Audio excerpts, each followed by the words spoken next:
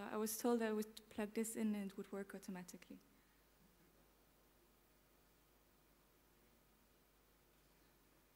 Yes. Anyway, so as you can see, this film was made by 2 people, me and Marc. Marc is not here, unfortunately. He's at a different festival. It's quite sad. I'm telling him about all the things I'm seeing here. He's very jealous that he's not here with me. So, anyway, Marc is actually Marc studied animation, but after he finished his study, he didn't like animation anymore because he had to draw too much. So he started doing live-action films. He's been in the industry for quite a while. I studied documentary filmmaking. This is still one of the documentaries I made. But during my studies, I always used to make puppets. That was kind of my hobby. And I used to sell puppets to make a living while I was studying. And at some point during my studies, I kind of switched and started to animate these puppets. So that's how I got into animation. But I kept on studying documentary filmmaking. I was kind of the person in class making animations.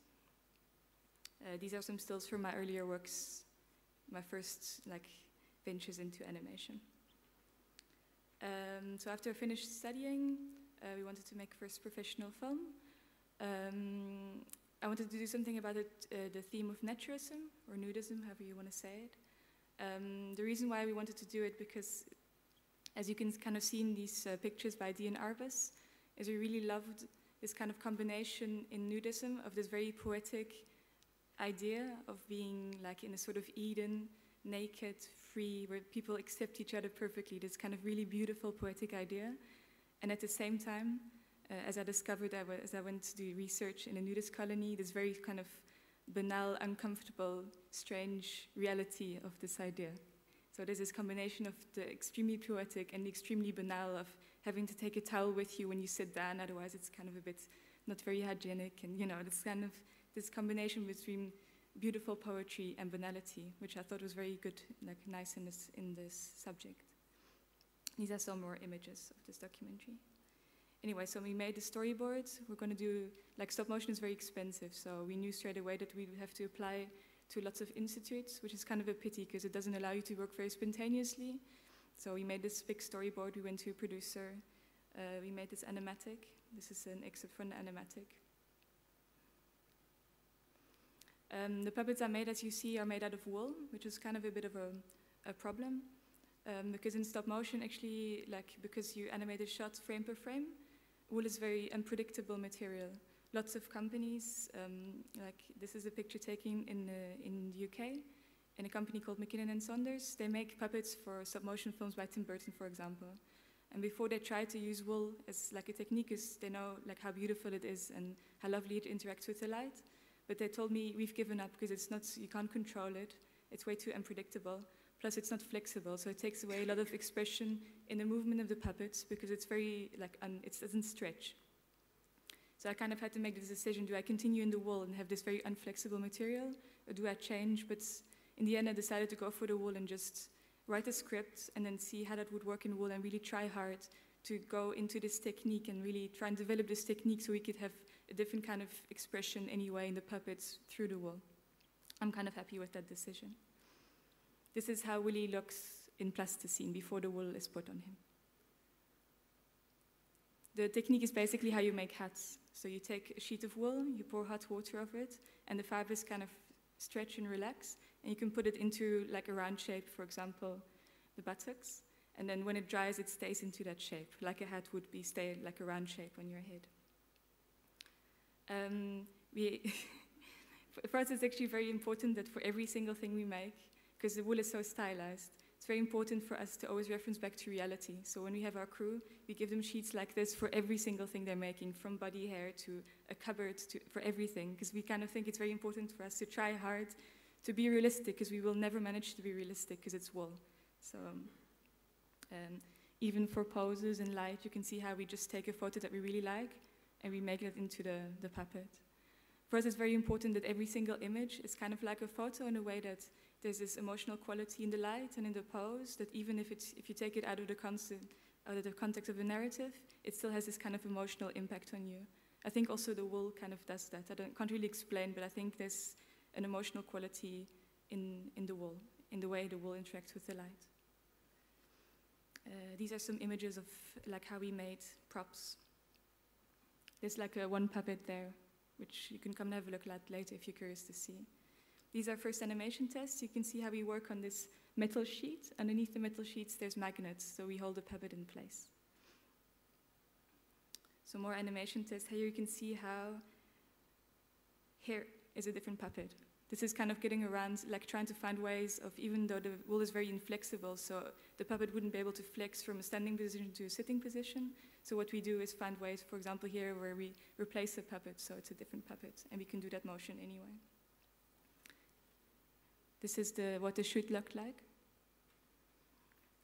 You can see how we're trying to use the wool in all sorts of different ways. Here, for example, the wool is stretched in front of the camera. It's like stuck in front of the lens to create this idea of a fog. So it's all nothing, everything you see in the film is what's really there on set.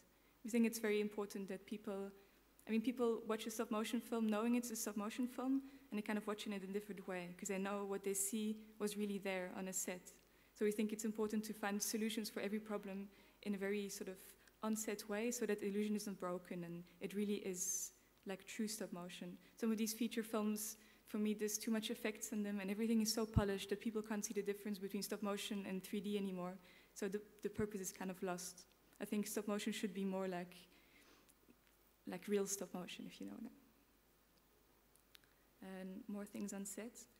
Like animating a puppet is really it's kind of a performance in a way. When we start animating, you get a bit nervous because you know that like a shot might take 10 hours to animate, and you animate it from the beginning to the end. So you kind of have to stay focused. If you make one mistake and a puppet falls over, it's kind of a disaster.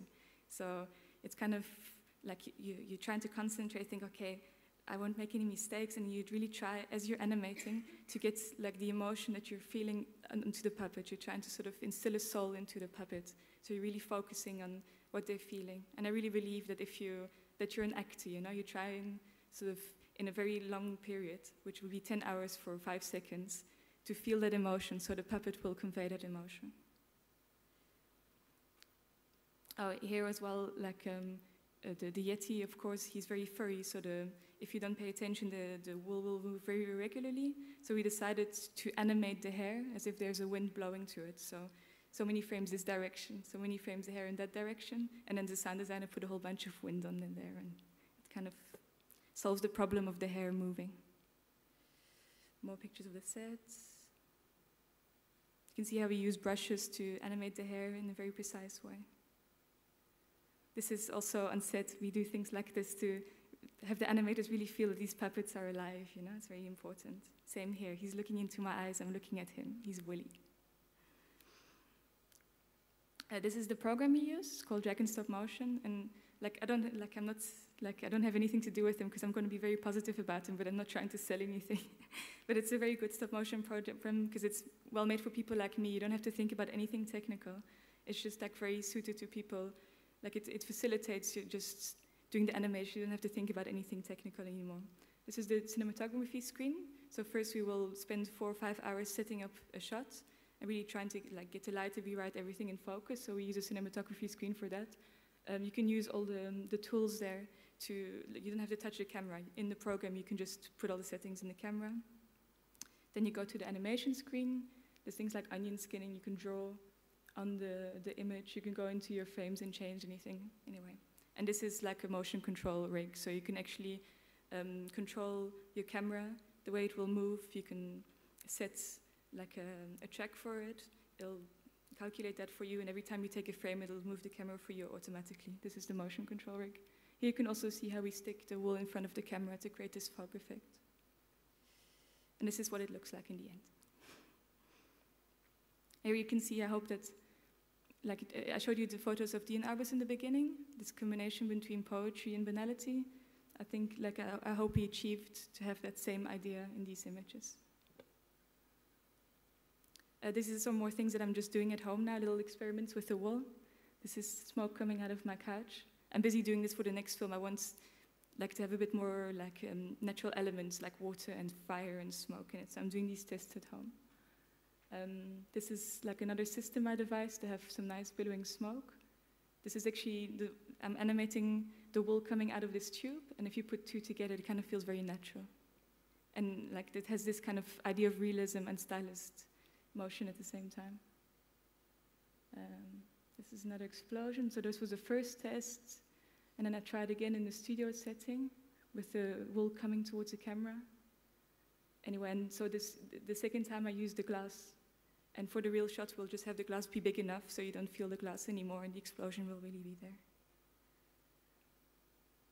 And I'm also... Can we have sound or not? No.